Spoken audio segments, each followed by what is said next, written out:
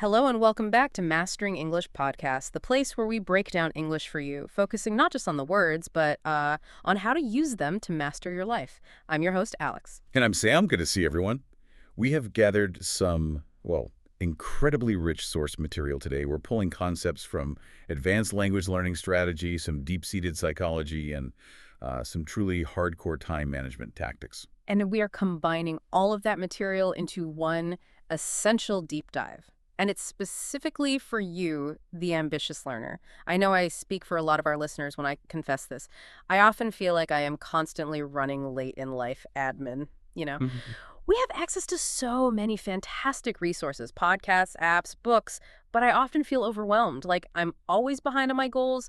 I know what the most important task is, but sometimes I don't know, I just can't seem to start it.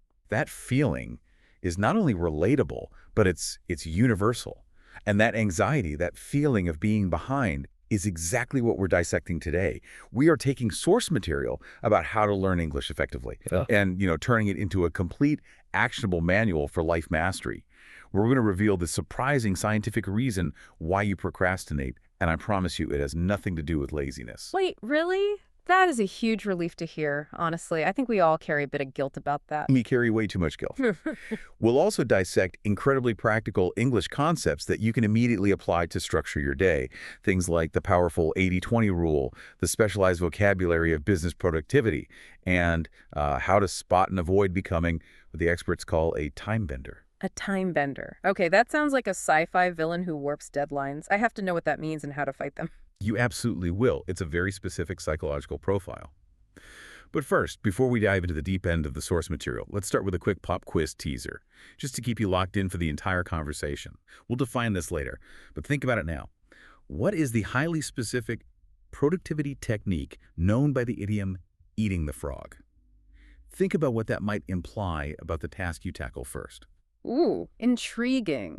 Definitely not skipping the final segment now. Before we jump into the real content, though, let's take care of business. Don't forget to subscribe to Mastering English Podcast and hit that like button right now.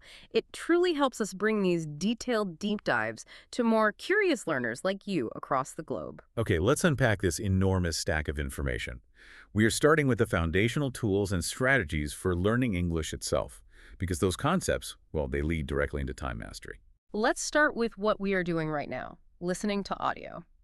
Our sources confirm that engaging with podcasts specifically can actually rewire your brain for language learning. That sounds so intense. Yeah. Almost like something out of a futuristic movie.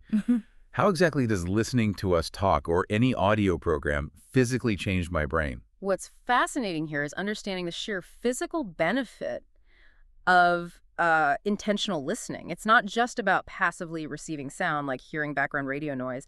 The act of listening to structured language content forces your brain to work actively. Can you give us an analogy to make that clear? How is this listening effort different from, say, just listening to music in the background? Absolutely. Think of it this way. Listening to a language learning podcast is fundamentally different because it's like strength training for your comprehension muscles. Music is passive consumption. You can enjoy it without analyzing the lyrics or grammar. When you actively listen to a language podcast, every time you hear a sentence, your brain is simultaneously performing these really complex tasks. It's mapping the sound you hear to the meaning it represents, it's parsing the grammar structure in real time, and it's associating the spoken pronunciation with the written spelling. So that real-time, repeated, intentional effort, that's the rewiring part. Exactly. That repeated effort builds and strengthens the neural pathways, specifically dedicated to language acquisition. And that makes it faster and less tiring for you to process and understand spoken English over time. It's a targeted workout. That makes perfect sense. We are training a mental muscle. And the ultimate desired goal of all that training is, of course, fluency. Let's dive deep into that term right now. Yes. Fluency is target term 1, and we need to understand it fully. Okay, let's start with the clearest possible definition for our listeners. Fluency is officially defined as the ability to speak or write a language easily and accurately. The two absolutely critical components here are ease, meaning without excessive hesitation, and flow, the natural rhythm of communication. That sounds like a high bar, though. How is that definition of fluency different from terms I hear all the time, like proficiency or mastery? That is the essential comparison for any language learner. A great question. Fluency is specifically about the flow and the speed. Can you maintain a conversation naturally? Can you communicate smoothly without long, awkward pauses while you translate in your head? Proficiency, on the other hand, is a metric of your technical level A1, B2, C1. It measures your technical skill across reading, writing, and speaking. So I could have high proficiency in English grammar because I aced all the tests. But if I still freeze up when someone asks me a complex question, I'm not truly fluent yet. Precisely. And mastery sits at the top. Mastery implies not just technical perfection, but cultural nuance, deep understanding, and the ability to apply the language across literally all contexts, social, professional, academic. Fluency is the essential functional step toward that ultimate mastery. I understand the hierarchy. Okay. Fluency is the practical, everyday goal. Let's put this word into context. Give us 5 distinct ways this term is used in the real world, from formal contexts to the more philosophical. All right, we'll start with how it's used in a formal setting, you might hear. The candidate demonstrated conversational fluency during the interview, which was the final factor in their successful hiring. Here, it's used as a professional metric. Okay, professional. And what about something more casual, something I might say about my own learning journey? Casually, you might say. After 3 months backpacking across Europe, I finally reached basic fluency and could navigate the train system and order complicated meals without relying on Google Translate. Hmm. This is describing a real-world, functional achievement. I'm always interested in the funny uses where the word is stretched slightly. Right. We can use it humorously to describe specialized communication. For instance, my pet hamster has achieved remarkable fluency in demanding treats, deploying a complex series of urgent squeaks and aggressive paw taps. Huh. I love that. It implies effective communication, even if it's not, human. Exactly. What about a historical or high-stakes context? Historically, or in diplomacy, the term carries significant weight, you could say. The diplomat needed fluency in 3 languages, English, Mandarin, and Russian, to negotiate the critical trade agreements successfully without the risk of mistranslation. It highlights the necessity for high-stakes, nuanced communication. And finally, the philosophical application, linking the language to culture. Philosophically, many linguists argue that true fluency involves understanding the culture and the humor of the people, not just memorizing the grammar rules and isolated vocabulary. This elevates the definition beyond simple mechanics into, well, cultural intelligence. Those examples really provide a huge range of application for the word. Okay, now let's solidify this concept with an extended scenario role play. Let's imagine a language teacher reviewing a student's progress and the difference between their written proficiency and their spoken fluency. Okay. I will be Maria, the highly organized but direct language tutor, and you can be Kai, the bright student who excels at writing but struggles with the conversational flow. Okay, Maria, I'm feeling a little frustrated. I finished the entire B2 grammar book, and my written essays score highly. Do you think I'm officially fluent now? Kai, you certainly have high proficiency in written English, which is a fantastic achievement. Your essays are excellent, technically sound and accurate. But achieving true conversational fluency requires something different. It demands consistent daily practice focused on reducing those internal translation pauses. I understand the feeling. I still struggle to string sentences together spontaneously when speaking about abstract topics like philosophy or economics. It just doesn't flow naturally, and I often use very simple sentences instead of complex ones. Precisely. The goal of fluency isn't about knowing every single word that exists in the English dictionary. That's a common misconception. It's about maintaining that natural communicative rhythm, even when you have to quickly substitute a complex word you don't know for a simpler, functionally equivalent one you do. So, less focus on achieving perfection, more focus on ensuring smooth, ongoing communication, even with errors. That significantly lowers the internal pressure I put on myself. That is the absolute key takeaway for our listeners. Fluency is functional communication. Now let's lock in this term by looking at 5 key collocations, words that naturally pair with fluency, and the specific nuances they carry. First, we have achieve fluency. This emphasizes the effort required. You don't passively receive fluency, you must actively work to achieve it through strategy and dedication. That implies a conscious goal and measurable action rather than just hoping it appears. Exactly. Second, we talk about near-native fluency. This is the highest level of praise we can give a non-native speaker, implying that their speaking ability is almost indistinguishable from someone who grew up speaking the language from birth, particularly in terms of accent and idiomatic usage. Wow, that's the dream, right? It is for many. Third is rapid fluency. This usually implies a very intense learning period, perhaps through immersion or an extremely dedicated, focused study program, resulting in quick, noticeable improvement over a shorter period. Like someone who moves to London and studies full-time for 6 months. That would be a perfect scenario for seeking rapid fluency. Fourth, we often use the phrase boost fluency. This is frequently used when discussing specific techniques or resources, like language exchange partners or specific shadowing exercises, designed to accelerate existing skills beyond a plateau. Okay. And the last one. And fifth, we have the specific term speaking fluency. We separate this because, as we discussed with Kai, a learner can have excellent reading fluency but still struggle with speaking fluency or vice versa. And the crucial nuance here, which bears repeating, is that fluency doesn't mean perfection. It means effective, easy communication, even if you still occasionally miss an article or misuse a preposition. Mistakes are allowed. That was an exhaustive but incredibly useful dissection of just one word. Okay, moving on from just listening to truly mastering the input. We need to talk about the necessity of transcripts. Yes, transcript is our next critical term. Transcripts are absolutely necessary, especially when the audio content is abstract, technical, or involves specialized jargon. They ensure you correctly grasp the exact spelling and meaning, which is vital for later recall. I always rely on transcripts or subtitles when watching deep dives or educational videos. Can you clarify the differences between the three main terms we hear? Transcript, subtitles, and captions. This is a point of common confusion. Subtitles usually translate speech from one source language into another target language. If you are watching a Spanish movie with English text, those are subtitles. Got it. Translation. Now, captions and transcripts deal with the original language. Captions are synchronized text that appears in real time, often including important non-speech information like door slams or melancholy music playing, which is critical for accessibility. Transcripts, especially for complex audio like this deep dive, often summarize or detail complex information in a full, scrollable document format that can be saved for later reference and analysis. That distinction is highly valuable. Captions are for the immediate viewing experience. Transcripts are for deep study and detailed reference. Exactly. And the source material dives deep into the technical requirements for good accessibility, which actually provides a great learning opportunity. To ensure maximum comprehension and prevent reading fatigue, the industry standards require captions to use a clear sans serif font like Arial, use no more than 2 lines of text at a time, and contain no more than 45 characters per line.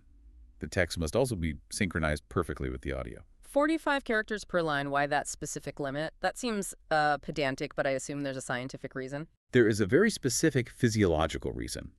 If the line of text is too long, your eye has to travel too far across the screen, and that makes it difficult to keep up with the pace of speech, especially if the speaker is talking quickly.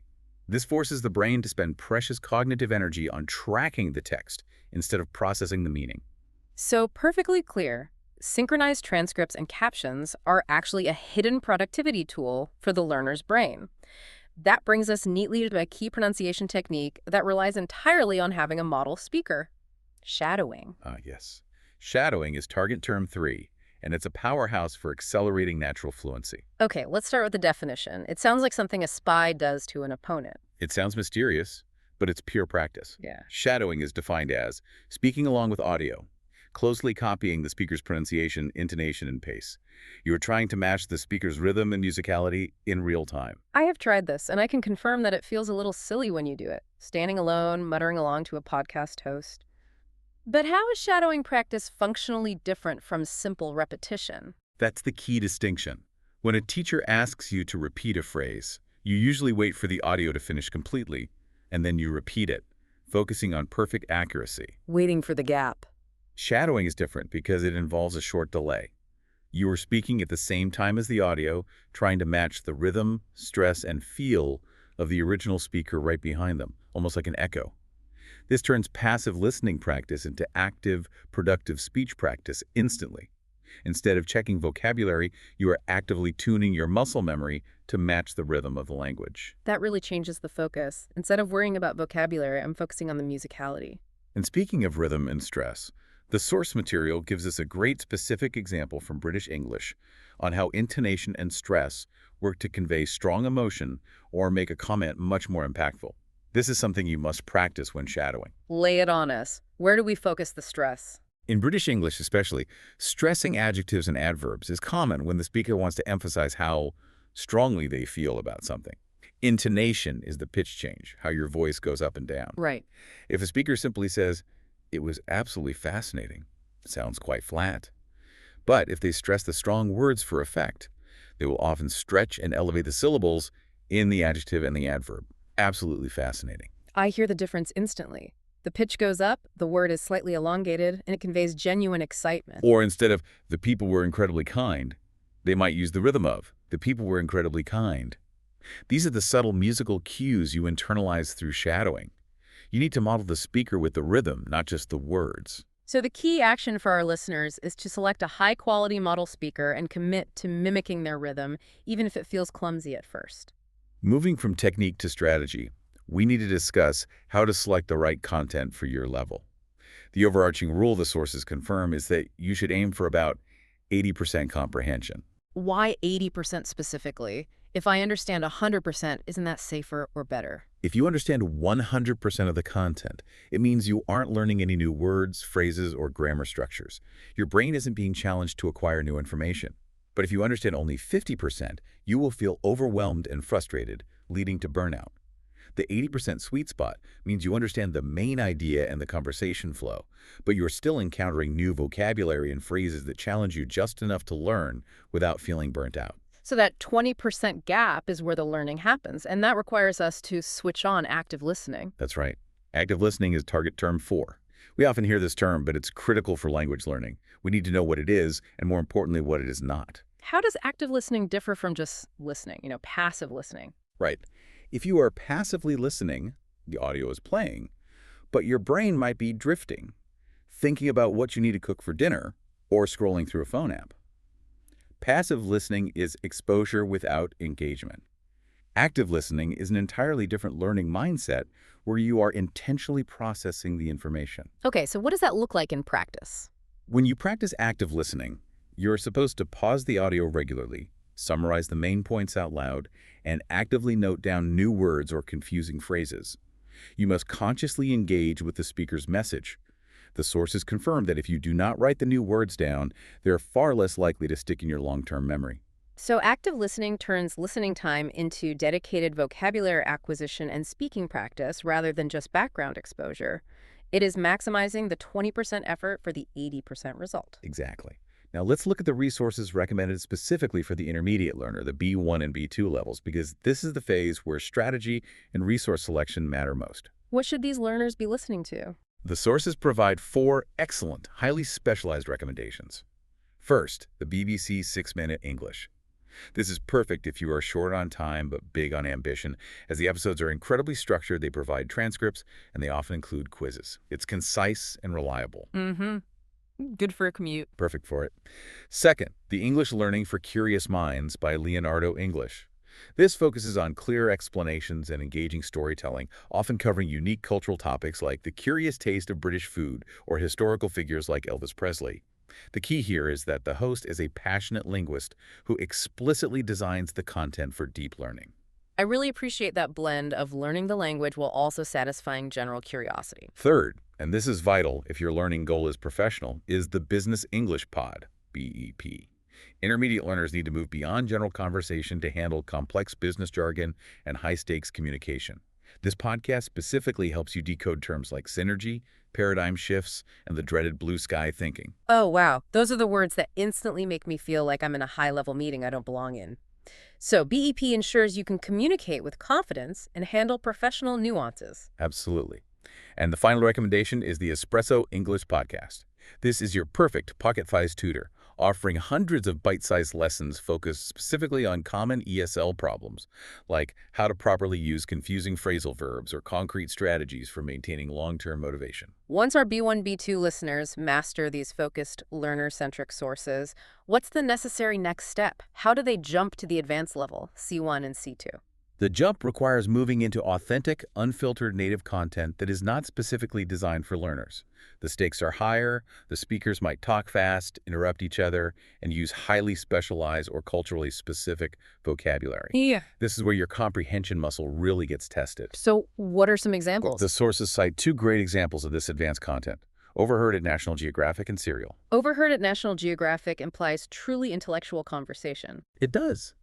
It gives you a backstage pass to the natural, unscripted conversations of explorers, photographers, and scientists, discussing incredible things like zombie mice or the discovery of underwater pyramids. Mm. This demands very high fluency because the conversations are completely spontaneous and rapid fire. And serial. That's investigative journalism and true crime. It requires strong, sustained comprehension because the narrative structures are complex, raw, and unfold over many weeks. The fact that advanced learners can use these native shows effectively proves that you absolutely do not need to live in an English-speaking country to achieve proper fluency. Podcasts bring the native conversation right to your headphones. Okay, we've covered the language tools we need for learning English. Now let's apply these concepts of strategy and efficiency to the other half of our deep dive, time mastery. I mentioned feeling overwhelmed, like I'm constantly running late. And the sources gave us some insight into why that happens, starting with the concept of life admin. We have to understand this phenomenon. Elizabeth Emmons, a professor of law and author on the subject, calls it the invisible layer of work, the essential, often mundane office work of life that managers and secretaries do for pay, but that everyone does in their own lives for free.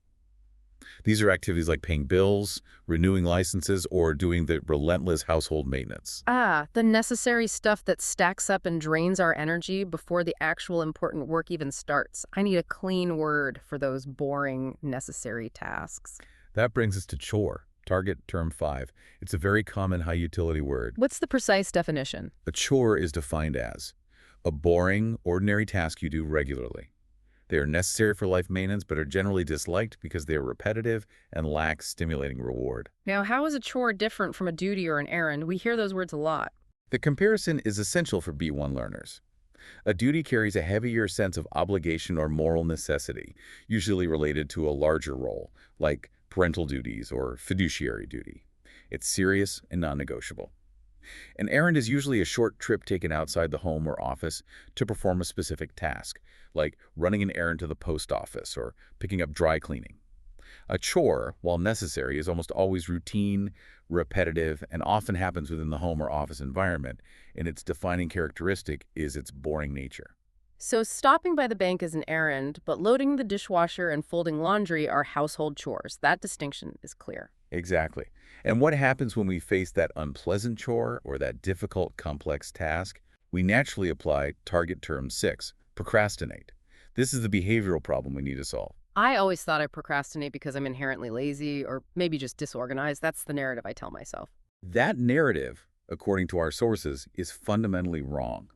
And this is the core psychological truth of this deep dive. Procrastination is not a character flaw or a failure of willpower. It is, in fact, an emotional problem. Your brain is simply trying to avoid a bad feeling associated with the task like boredom, anxiety about failure, or frustration about the complexity. Avoiding a bad feeling, that is such a huge shift in perspective. If I know the report will be difficult and make me feel stupid, my brain substitutes the painful task with something easy and pleasant, like scrolling social media. That emotional avoidance is the core difference between procrastination and simple delaying. It's self-regulation failure, not laziness. Let's clearly define procrastinate and then compare it to the related concepts of postpone or delay. The definition of procrastinate is to delay doing things until later, probably because you don't want to do them, or more accurately, because you want to avoid the negative emotions they trigger. Right. And postpone. Now for the comparison. Postpone means to formally schedule something for a later time, usually with a valid, external, rational reason that is outside your control. Example, we postponed the launch until Q3 due to supply chain issues. Delay is general lateness or slowing down. The construction project was delayed by unexpected bad weather. Procrastinate inherently implies that you voluntarily choose to avoid the task, often replacing the difficult, vital task with an easier, trivial one, even though you know you shouldn't. That distinction, the voluntary emotional component, is what makes me a master procrastinator. I choose to load the dishwasher 5 times before starting my taxes. Let's hear the 5 distinct examples to cement this usage. Ready, we'll start formal. Example 1. The project manager's chronic tendency to procrastinate on delivering preliminary reports negatively impacted the team's ability to maintain the overall schedule. This refers to a habitual, detrimental professional pattern. And a very common casual example. Example 2, casual. I procrastinated all morning instead of cleaning the kitchen, choosing instead to binge watch a silly reality show, even though I knew the mess would still be there. That describes immediate, voluntary, and regrettable avoidance. Oh, relatable. Example 3, funny weird. The puppy would procrastinate eating his specialized boring dry food until I finally added a generous topping of shredded chicken. This humorously attributes complex emotional avoidance behavior to an animal. I love that anthropomorphic use. What about a historical context? Example 4, historical. In the 18th century, the king was known to procrastinate signing important decrees until the very last hour, hoping that external political pressure would resolve the issue for him. This suggests strategic, high-stakes stalling or emotional decision. And the philosophical one. Example 5, philosophical. Many philosophers suggest that we often procrastinate on pursuing our biggest dreams, not due to simple laziness, but due to the paralyzing fear of massive success or the change in responsibility it might demand. That idea that fear of success can cause procrastination is truly profound. Now, the scenario role play. We are colleagues at work. I'm trying to get you to start a big, scary, complex report, but you're avoiding the pain of it. Okay, I'm feeling the anxiety settling in just thinking about that report. I'll try to avoid it. Hey, about the quarterly synthesis report. It's a vital task, and the deadline is next week. Have you started outlining the data analysis section yet? Oh, that report. I was just about to start, but I realized that before I can focus, I absolutely must organize my desktop files and clear out my email inbox. I have to stop procrastinating on those quick replies first, or I won't be able to concentrate. That sounds like a classic case of task substitution. That report is your big, unpleasant frog, difficult and complex. You're trying to procrastinate because you're avoiding the feeling of being overwhelmed or confused by the data. You're right. I'm starting to procrastinate on the hard, vital part because I dread the complexity of the research phase, which feels like it requires 100% focused energy. Can I just quickly update my personal budget spreadsheet first? That only takes 10 minutes. No, remember the lesson. The important thing is to just start the difficult task. Don't let your procrastination habit win by substituting easy, trivial work for the vital work. Just do the first 5 minutes of the report. Okay. I will stop procrastinating on the big task. I'll start with the first 5 pages of the outline, focusing only on the introduction. That's the spirit. Now, 5 core collocations and their nuances for procrastinate. First, we have procrastinate on homework work tasks, indicating the specific thing being avoided. Second, chronic procrastination, describing a long-term self-sabotaging pattern that requires behavioral intervention. Third, overcome procrastination, the goal we all strive for, often requiring a strategy shift. Fourth, procrastination habit, which treats avoidance as a learned behavior that can be unlearned. And fifth, stop procrastinating, which is the firm, direct command we often give ourselves or others. The crucial nuance is that you beat it by recognizing the underlying emotional trigger, the fear, the boredom, and using a simple strategy, like the 2-minute rule, to reduce the anxiety of the start. So we have the admin avoiders like me who delay these necessary chores. Correct. And then you have the opposing type, the superdoers. These are the organizational wizards who genuinely love administrative work and get what the source calls done at pleasure from physically checking things off a complex to-do list. They sound like the people who actually buy label makers for fun. Let's steal their sophisticated vocabulary now. We're moving into true productivity jargon, starting with the 80-20 rule. The 80-20 rule is also known as the Pareto principle. The concept is profound.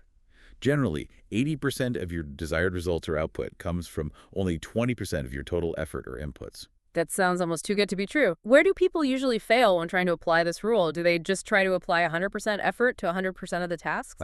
That's exactly where they fail. They treat all tasks equally. The effort is disproportionate. Let me use the analogy provided in the sources, the guitar analogy, to explain the common trap and how to avoid it. Please do. Imagine you decide to learn guitar. You buy a book with 2,000 guitar chords. If you try to learn all 2,000 chords, you spend 100% of your effort and achieve almost no real-world success. But if you apply the 80-20 rule, you realize that only about 4 chords, G, C, D, and E minor, which represent the 20% of chords, will enable you to play 80% of all popular songs. Wow, just 4 chords. So the learner's takeaway is, start playing music quickly, even if it's not perfect, by focusing only on the vital few inputs. Precisely. The strategic shift is radical. The sources break this complex rule into 3 simple, actionable steps. Step 1, identify the vital few, the 20% that matters. Step 2, prioritize. Do the 20% first. And step 3, minimize the trivial many. Let's focus on that second step, prioritize. That's target term 7, and it's the active choice that links to the 80-20 rule. Prioritize is defined as To decide what is most important and deal with it first, it involves making a core value judgment about importance. How does the act of prioritizing differ from just organizing or scheduling? This is a critical nuance for business English.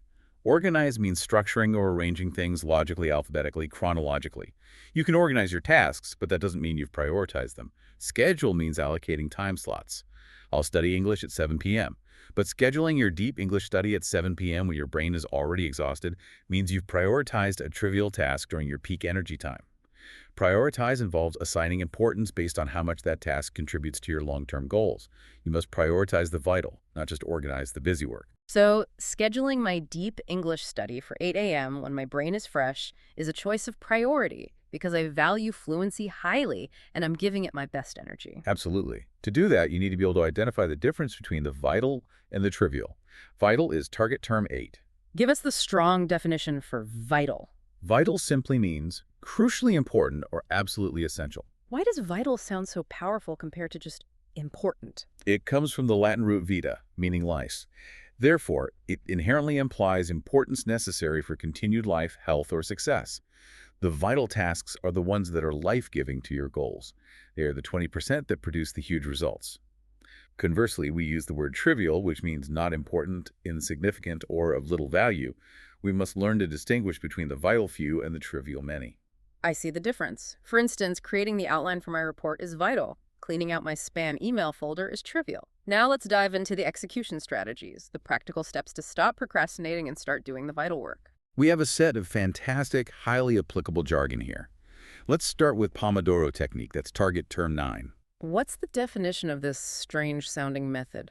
The Pomodoro technique is a method using timed intervals, usually 25 minutes, for focused, uninterrupted work, followed by a short, scheduled break. And the origin story is charming, right? It is. It was invented by a university student in the 1980s who used a kitchen timer shaped like a tomato. And Pomodoro is the Italian word for tomato. That's a great way to remember it. And the analogy? The best analogy is interval training for your brain. You do a short, intense sprint of focused, deep work, the 25-minute interval, and then you take a scheduled rest period, the 5-minute break.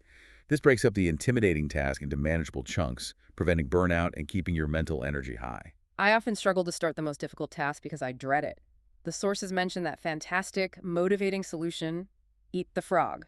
That's target term 10. This is a powerful, highly motivating idiom. Eat the frog means doing the most difficult, most unpleasant, or most important task first thing in the morning. What is the analogy there exactly? The idea, often attributed to Mark Twain, is grim but effective. If the very first thing you do every morning is literally eat a live frog, the absolute worst thing possible, then you can go through the rest of the day knowing the worst is already finished. It's gross, but it perfectly illustrates the psychological relief of finishing the dreaded chore. Get the worst, hardest, or most vital thing over with immediately, so the rest of the day is easier mentally. That's the strategic aim. Now, what about those tiny, small tasks, like replying to a short email or taking out the trash? We can procrastinate on those too, and they pile up. That's where the 2-minute rule comes in. Target term 11. The 2-minute rule is simple but revolutionary. If a task can be done in 2 minutes or less, do it immediately. Why is that so crucial for productivity? It seems so minor. The benefit prevents the colossal mental burden of small tasks piling up.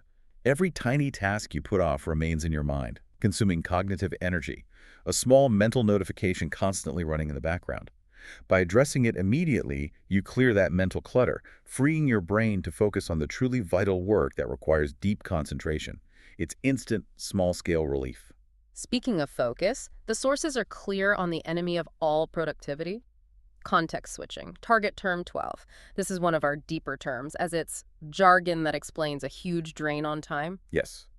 Context switching is defined as rapidly shifting attention between different unrelated tasks, which incurs a measurable cost and kills focused work time. I am so guilty of this. I'll be writing an email, then check my phone notification, then quickly look up a dictionary definition, then go back to the email, then check the news. That constant shifting is destroying your ability to engage in deep work. Let's use the analogy. It's like trying to watch 5 different TV channels simultaneously. You never truly absorb any one channel because every 30 seconds, your brain has to pay a switching cost, wasting precious seconds trying to re-download the rules, goals, and information of the previous task. That explains why I often feel tired after a day of being busy.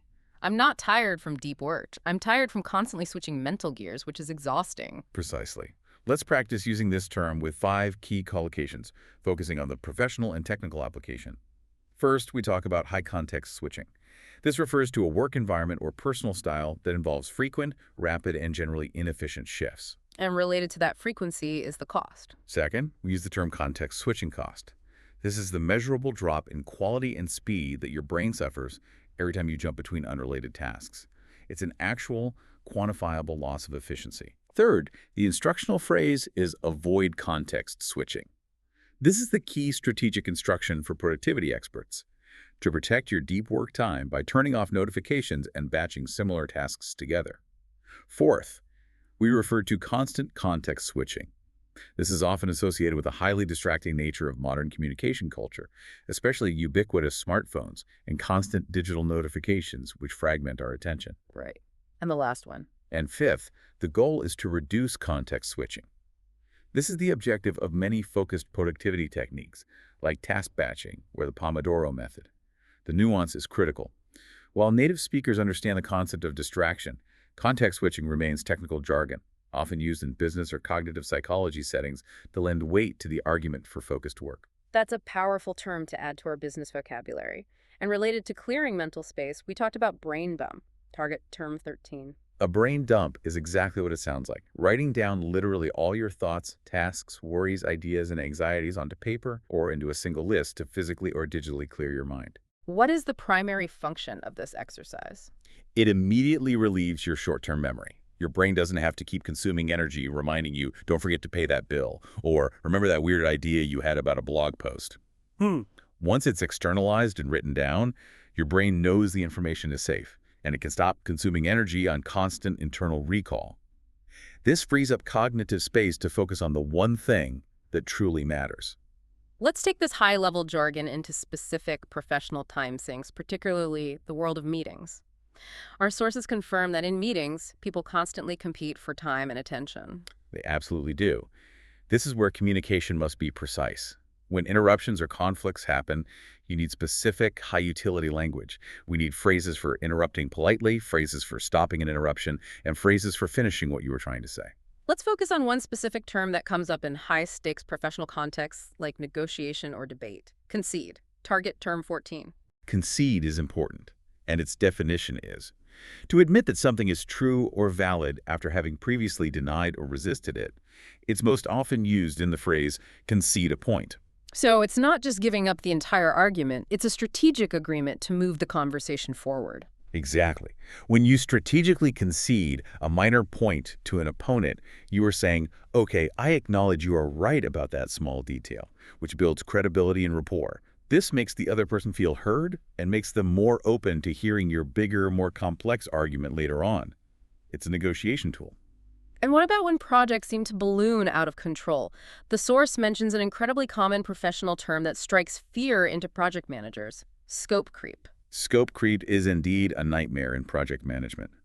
The definition is uncontrolled changes or continuous growth in a project's objectives or deliverables without corresponding adjustments to the project's allocated time, budget, or resources. Okay, so a simple example. You start building a small house, and suddenly the client wants a swimming pool, a triple garage, and a secret underground bunker, but they still want it finished next month for the original price.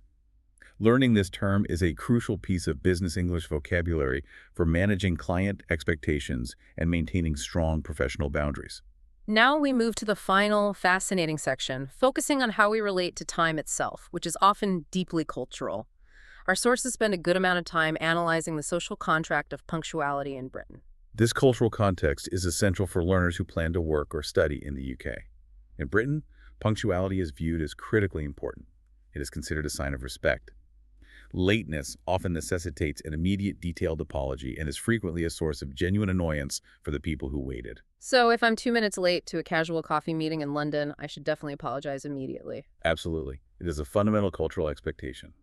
This brings us to punctuality, target term 15. Let's fully dissect this term, as it's one of our essential, deeper vocabulary words. What is the definition of punctuality? Punctuality is defined as the quality or state of being on time, doing something at a precisely agreed or scheduled time. how does punctuality contrast with the broader term timekeeping? They sound virtually interchangeable. The nuance is subtle but important. Punctuality focuses very specifically on the arrival or the start of the action, being on time for a meeting, a class, or a train. Timekeeping, in this context, refers to a person's broader, sustained ability to manage their time and achieve things on time, often over a sustained period or in relation to multiple deadlines. So a student with bad timekeeping might be late to class, which is bad punctuality, and also fail to complete their assignments by their deadlines. Timekeeping is the overall skill. Punctuality is the specific moment-to-moment demonstration of respect for the agreed schedule. Precisely. Now let's see this word in 5 different contexts to grasp its breadth of use. Example 1, formal. The firm prides itself on the punctuality of its delivery service, guaranteeing arrival within the specified 30-minute window.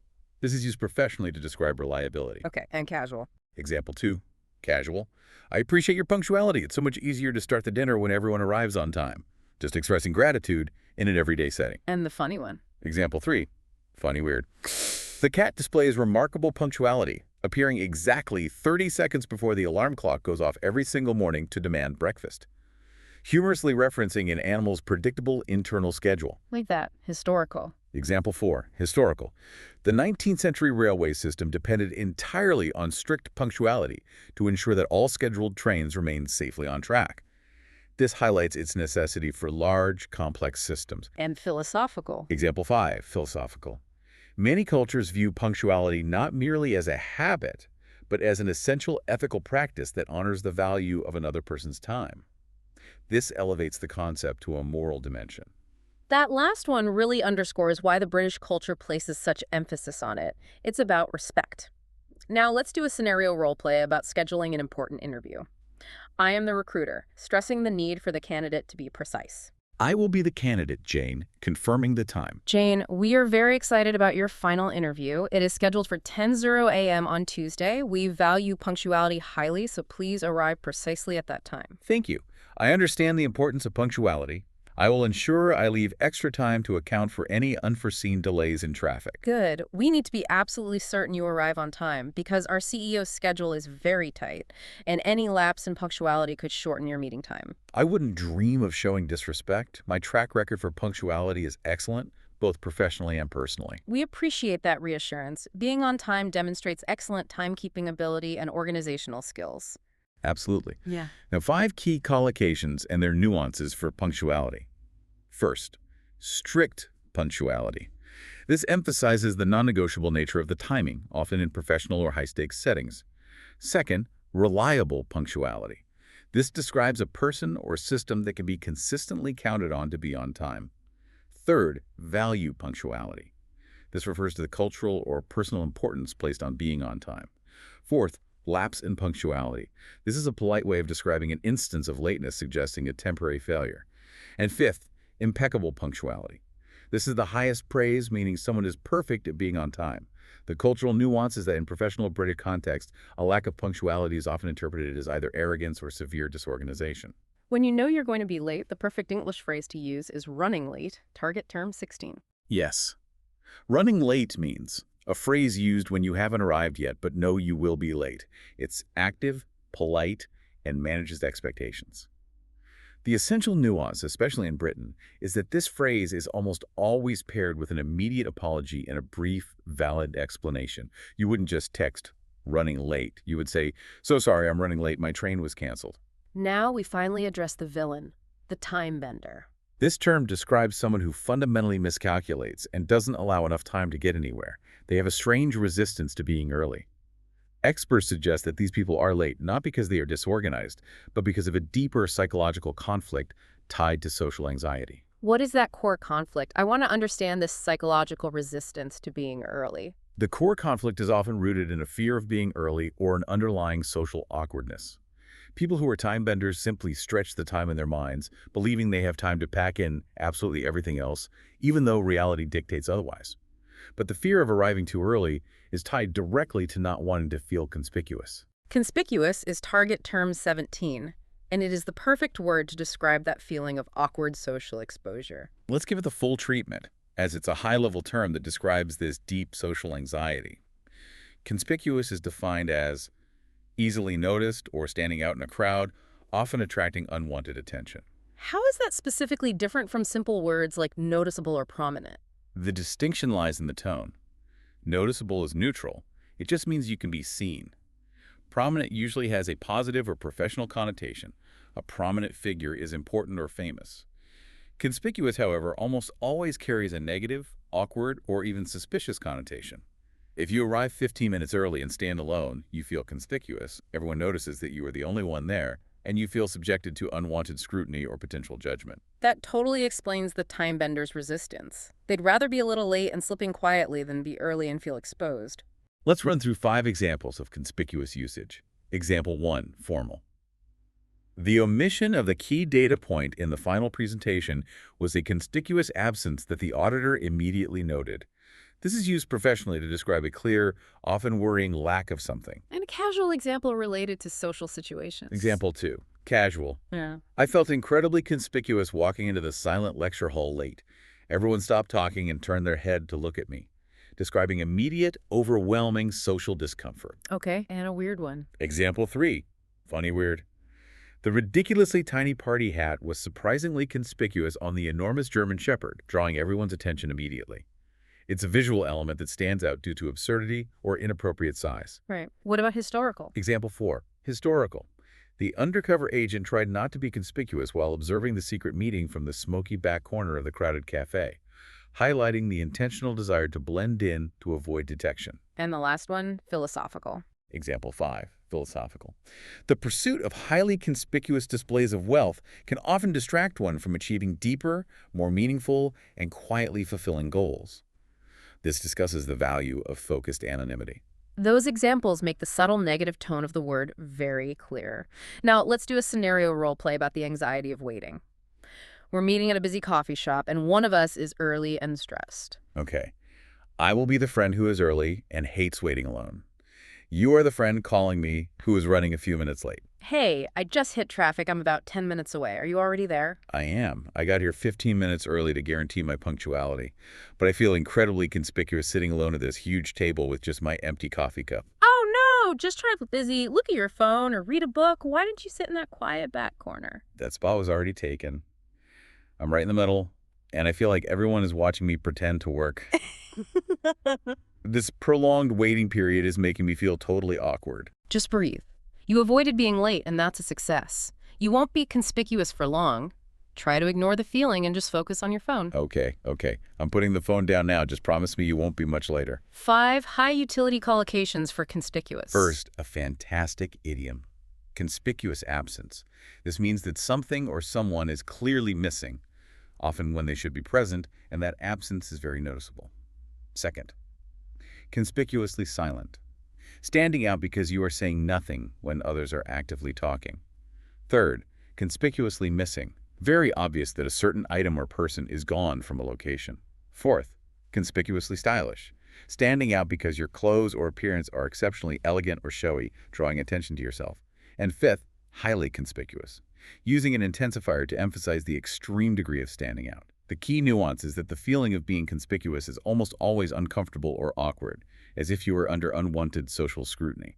That feeling of being alone and nervous brings us to our final quick term in this section. Awkward. Target term 18. Awkward is defined as uncomfortable, nervous, or difficult to deal with. The time bender avoids lateness precisely because they dread the awkward feeling of waiting alone for others to arrive and being conspicuous while they wait.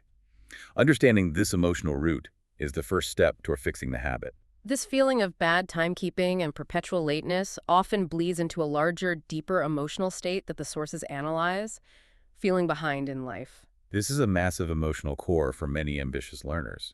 The feeling comes from external comparison, comparing yourself to the curated, perfect images you see of others, especially on social media, or comparing yourself to the incredibly high expectations and timelines you set for yourself. And that constant, painful comparison is often fueled by a modern habit the sources explicitly name. Doom scrolling.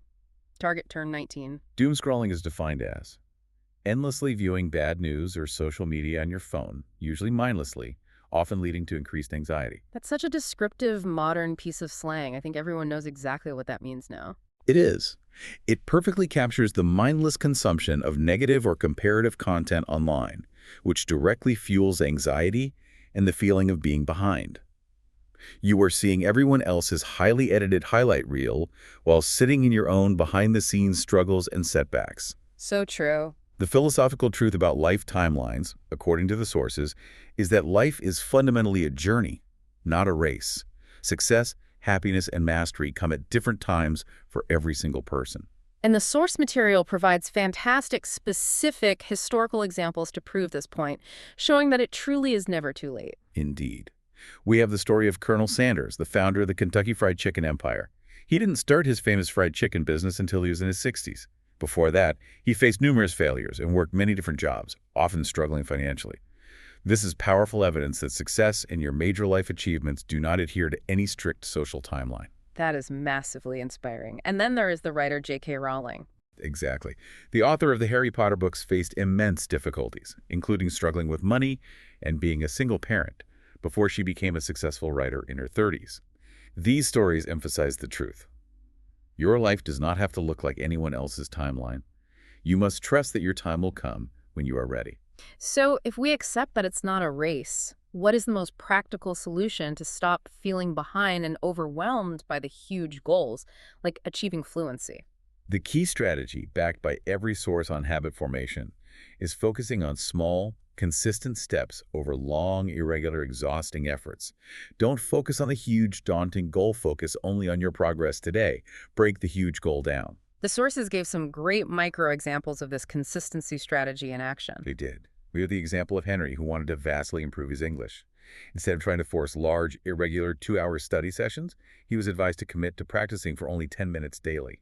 This small, consistent action led to rapid improvement without triggering the feelings of fear or burnout that cause procrastination.